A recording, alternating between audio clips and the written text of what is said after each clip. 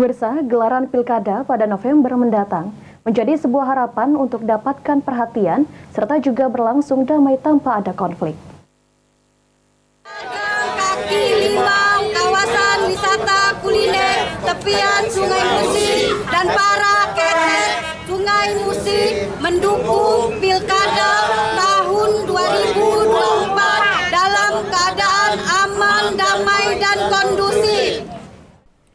Hal ini dilakukan oleh para pedagang dan sopir ketek yang ada di pinggiran Sungai Musi, tepatnya di sekitaran 16 Ilir, di mana mereka menginginkan agar pelaksanaan pilkada pada November bisa berjalan dengan sukses.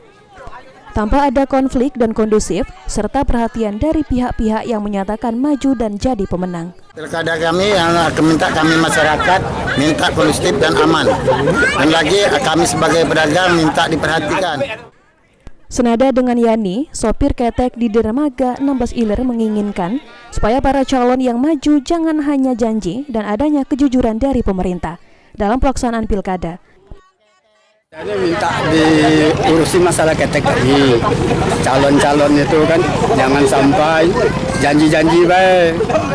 Nah, selain daripada itu, kami itu mengharapkan kejujuran dari pemerintah untuk pilkada yang sebenar-benar. Sampai saat ini, menurut Yusuf, tidak ada perhatian yang mereka dapatkan dengan kondisi yang mereka jalani saat ini.